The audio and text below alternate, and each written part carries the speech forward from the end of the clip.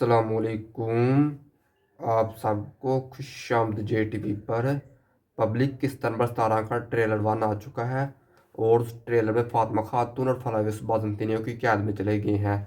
तो क्या दफना ने फातिमा खातून के ऊपर तीर चलाया है? क्या अब दफना का तीर फातिमा खातून को लग जाएगा या फिर नहीं? इसके साथ साथ शीन सरदार ने उर्हान बेग के तख्त पर मुकम्मल तौर पर कब्जा कर लिया है और आखिरकार शीन सरदार ने उस तख्त पर कैसे कब्जा किया, आज की वीडियो में हम आपको बताएंगे कि उर्हान बेग कहाँ थे जिसकी वजह से शीन सरदार ने तख्त पर कब्जा कर लिया। ना कि शीन सरदार ने तख्त पर कब्जा किया बल्कि मलहून खातून की गर्दन पर तलवार रखी और मलहून खातून को भी कैद कर लिया, जो कि उर्हान बेग की आग में और ज़्यादा इजाफा करेगा। इसके साथ साथ जिगत को दिखाया गया जबकि जिगत जख्मी हालत में कबीले में आया है। तो आज की वीडियो में हम इस पर तफसील के साथ बात करेंगे। इसके साथ साथ किस्त नंबर 16 पर भी बात करेंगे। किस्त नंबर 16 में इंतहाई शानदार तरीके से महमूद बुज़दाक ने हमारा सम पेश की है, जबकि अभी तक किस्त नंबर 16 की रेटिंग तो नहीं आई, लेकिन जब रेटिंग आ जाएगी मैं आपको अगले वीडियो में बता दूंगा। लेकिन वीडियो को शुरू करने से पहले आप लोगों को बता चलूँ कि सुल्तान में फ़तेह सीरीज़ की किस्त नंबर 70 की रेटिंग देखो माशाल्लाह तीनों कैटेगरी में ऊपर गई है। इधर से मालूम होता है कि मेहनत का नतीजा क्या है। जबकि सुल्तान महमूद फ़तेह सीरीज़ की पिछले हफ्ते किस्त नहीं थी आई, लेकिन एक हफ्ता छोड़कर आई है, तो उस किस्त ने आते ही धूम मचा दी और उसके इसकी रेटिंग बढ़ गई। तो चलते हैं हम वीडियो की तरफ। वीडियो शुरू करने से पहले अगर अभी तक किसी ने हमारे चैनल को सब्सक्राइब नहीं कर दो और साथ में एक प्यारा सा कमेंट भी कर दो। पब्लिक, सबसे पहले हम किस्त नंबर 17 के ट्रेलर 1 पर बात कर लेते हैं। ट्रेलर शुरू होते ही शीन सरदार को दिखाया जाता है, जबकि शीन सरदार वहाँ बे के तख्त की तरफ बढ़ रहे होते हैं और कह रहे होते हैं कि आज से तख्त हमारा है। बस शीन सरदार को कोई सिपाही कह रहा होता है कि सुल्तान आज से तख्त आपका है, आप ही सल्तनत उस्मानिया के बाद हुक्मरान हो। तो आखिरकार उड़ान बे कहाँ गए कि शीन सरदार ने तख्त पर कब्जा कर लिया। तो पली को कुछ है किस तरह 16 के आखिर में दमीर जान ने उड़ान बे के लिए जाल बिछाया था और उड़ान बे उस जाल में फंस चुके हैं।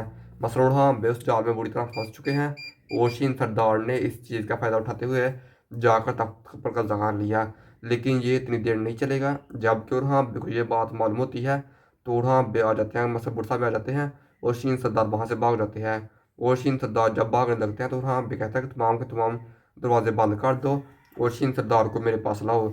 जबकि किस तरह 17 में शीन सरदार तो नहीं पकड़ा जाएगा, लेकिन शीन सरदार के साथ जो छोटे मोटे सरदार हैं वो पकड़े जाएंगे और उनका सर कलम कर दिया जाएगा। जबकि एक सरदार को वहाँ मेरे सर कलम भी कर दिया है और उसका सर कलम करके ये कहा है कि यहाँ का वज़ीर भी मैं, यहाँ का हुक्मरान भी मैं और यहाँ की रियासत भी मैं हूँ। इसके साथ साथ फातिमा खातून की बात की जाए तो बड़ी जैसा कि फातिमा खातून फलावी से मिलने जाती है तो वहाँ पर ही बाज़ंतनी कमानदार आ जाता है। मतलब जो नया बाज़ंतनी कमानदार आया है वो फलावी का दुश्मन है, तो वहाँ पर आ जाता है और आकर फलावियोस पर हमला कर देता है। तो ये दोनों होते हैं, लेकिन उनके साथ एक बहुत बड़ी फौज होती है। लेकिन फलावियोस बहुत ज़्यादा मुकाबला करता है।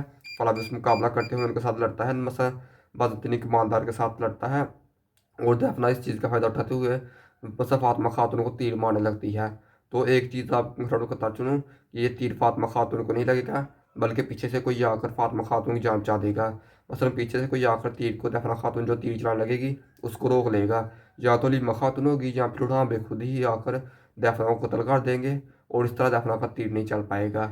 ये मैं आपको न्यूज़ देता चलूँ कि दफना फातिमा खातून के ऊपर तीर नहीं चला सकेगी। इसके अलावा जबकि यीगत भी जख्मी हालत में होकर कबीले में मसलन बुरसा में वापस आ चुका है और अब यीगत सब कुछ बता देगा, जबकि मसलन मरहूम खातून को तो पहले ही बता दिया होगा गुंजाने अलाउद्दीन ने, गुंजाने निलुफ खातून ने और फातिमा खातून ने कि फातिमा खातून अकचोड़ा से मसला फलावी से मोहब्बत करती है। तो मलून खातून ये बात जान जाएगी, लेकिन बाद में आहिस्ता आहिस्ता जब यीगत बीमार मसल जख्मी हालत में कबीले में आएगा तो फिर सबको मालूम हो जाएगी। मसलन अब सब कुछ वाज़ह हो जाएगा और ये सबको मालूम हो जाएगा कि फातिमा खातून अकचोरा से मोहब्बत करती है। अब हम चलते हैं किस्त नंबर 16 की तरफ। तो पब्लिक किस्त नंबर 16 वहीं से शुरू होती है जहाँ पर किस्त नंबर 15 का इख्तिताम होता है। मसला फलावियुस का और हम बेसर कलम कर लेते होते हैं और फलावियुस कहता है कि मुझे तुम्हारे हाथों से लब जाएगा और उड़ान बे फिर रुक जाते हैं और रुक कर पूछते हैं कि तुम कौन हो। तो फलावियुस अपनी हकीकत तो नहीं, बस पूरी पूरी हकीकत तो नहीं बताता, लेकिन ये बता देता है कि मैं एक तुर्क हूँ और मैं इस्लाम कबूल करना चाहता हूँ। जबकि और हाँ वे फिर फलावियुस की जान बख्श देते हैं और बख्श कर हाँ बे कहता है कब तुमसे आज़ाद हो। तो फलावियुस हाँ बे कहता है कि पोचा खातून और दफना मिलकर तुम्हारी बेगम पर हमला करेंगी, वो निरुफ खातून को गवाह करने की कोशिश करेंगे। जबकि और हाँ बे ये बात सुनता है तो पहले तो वो मसस फलावियुस पर यकीन नहीं करता, लेकिन बाद में फलावियुस कहता है कि मुझ पर यकीन करो, वो तुम्हारी बीवी को अगवा करके तुम्हारे खिलाफ इस्तेमाल करेगी। तो जब फ्लाविस ये बात बताता है तो बुरहान भी कहता है कि हम नीलोफर खातून को ढूंढने जाएंगे। तो जब बुरहान बे नीलोफर खातून को ढूंढने जाते हैं तो उस पोचा खातून ने एक खतरनाक तरीके से बुरहान बे के लिए जाल बिछाया होता है। जबकि उस पोचा खातून ने उस जाल पर तीरों पर हमला किया बुरहान बे के ऊपर। फिर जब बुरहान बे उस जाल में फंसेंगे तो उस पोचा खातून ने आग के बरूदों से मतलब धुएं के बरूद बुरहान बे के गिर्द गिर्द छोड़ दिए और फिर सिपाहियों को लड़ने के लिए भेज दिया। लेकिन वहाँ पर ही शामिल आ जाता है और आकर उड़ान बे की मदद करता है। तो जिसकी वजह से उड़ान बे की फौज में इजाफा हो जाता है और फिर उस पोचा खातून भाग जाती है। लेकिन उस पोचा खातून भाग कर फिर भी बाज नहीं आती। फिर दूसरी जगह जाकर जाल बिछा देती है। मतलब एक जगह से जब उड़ान बे निकलता है दूसरी जगह जाकर उड़ान बे के लिए जाल बिछा देती है। फिर वहाँ जाकर भी उड़ान बे जाल में फंस जाते हैं। और फिर मतलब वहाँ पर एक सिपाही फलाविस मतलब फातिमा खातून के ऊपर तीर मार लगता है। तो आगे से फलाविस फातिमा खातून से तीर रोक लेता है और अपने प्रति हिस्सा लेता है। और जब फातिमा खातून फलाविस रिजेक्ट करता है तो फिर हलीमा खातून को शक हो जाता है कि फलाविस ही फातिमा खातून से मोहब्बत करता है। तो फिर हलीमा खातून पूछती भी है फातिमा खातून से और फातिमा खातून हलीमा खातून को सब कुछ सच बता देती है। इसके अलावा नीलुफर खातून की बात की जाए तो पब्लिक नीलुफर खातून को दफना की कैद से किसी ने नहीं बचाया बल्कि खुद ही नीलुफर खातून वहाँ से भाग गई। मसल नीलुफर खातून के हाथ बंधे हुए थे तो नीलुफर खातून ने किसी चीज़ के जरिए हाथों को रस्सी के काटा और काट कर दफना को जख्मी करके वहाँ से भाग गई। जबकि जब दफना जख्मी हुई तो नीलुफर खातून को काफ़ी अफसोस हुआ। लेकिन नीलुफर खातून को मजबूरन वहाँ से भागना पड़ा। लेकिन पब्लिक एक चीज़ आपको माननी पड़ेगी नीलुफर खातून अब माशाल्लाह जिस तरह बाला खातून को नहीं सब पसंद करते इसी तरह हम आहिस्ता आहिस्ता नीलुफर खातून को भी पसंद करना शुरू हो लग पड़े हैं। इसके साथ साथ दफना जब उस पोचा खातून दफना के पास आती है और दफना के से जख्मी हालत में पड़ती होती है और फिर उस पोचा खातून वहाँ पर चीखती चलाती है और साथ में ही मसन नीलुफर खातून जाकर वहाँ पे से मिल जाती है। वहाँ पर ही फलावियुस भी मौजूद होता है और वहाँ पे फ्लावियस का शुक्रिया अदा करता है और फिर फ्लावियस से पूछता है कि तुम कौन हो। और फिर फ्लावियस सब कुछ सच बताता है कि मेरा वालिद मौजूद नहीं बल्कि मेरा वालिद एक तुर्क था और इन्होंने मुझे पकड़ कर कैद किया और कैद करके मुझे बादशाह के बांदर बना दिया। और जब ये बात बता रहे होते हैं फातिमा खातून भी वहीं पर मौजूद होती है और हाँ भी वहीं पर मौजूद होते हैं।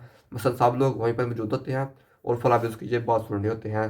तो जब हाँ बे ये बात सुनता है तो हाँ बे भी काफ़ी ज़्यादा हैरत अंगेज़ हो जाते हैं। इसके साथ साथ महमूद का गुंजा पर अलाउद्दीन पर तशद्दुद करना जबकि महमूद की अलाउद्दीन के साथ ज़ाती दुश्मनी है तो इसीलिए महमूद अलाउद्दीन पर गुस्सा निकालता है। लेकिन जब महमूद अलाउद्दीन पर तलवार चलाने लगता है तो आगे से गुंजा कहती है कि तुम एक नहीं दो नहीं बल्कि तीन जाने लोगे मसलन अब तुम्हारे बाजा होने वाला है मैं हमला हूँ। तो फिर महमूद रुक जाता है और इन दोनों को कुछ नहीं कहता और इन दोनों को कैद कर देता है। लेकिन वहाँ से इनको छुड़ाने वाला दुर्सन होता है। दुर्सन जाता है और जाकर इन दोनों को छुड़वा देता है और छुड़वा कर फिर उड़ान बे के पास आ जाता है और आकर ये कहता है जैसा कि मैंने आपको आज से कोई तकरीबन 5-6 किस्तें पहले ही बता दिया था कि दुर्सन एक नेक शख्स है और इसकी मसलन सोच बिल्कुल उड़ान बे की तरफ है। ये भी अपनी रियासत की खिदमत करना चाहता है लेकिन तमीर जाना की ऐसा नहीं चाहते। तो दुर्सन आने वाली 2-3 किस्तों में कत्ल हो जाएगा शहीद हो जाएगा और ये शहीद इन्हें तमीर जान मसलन इनका भाई ही करेगा। तो दुर्सन ने अभी तो फिलहाल सल्तनत उस्मानिया के साथ वफादारी हासिल की है और अपने भाई के साथ गद्दारी की है। तो अब दुर्सन को ज़्यादा टफ टाइम और ज़्यादा मुश्किल पेश आएंगी आने वाली किस्त में।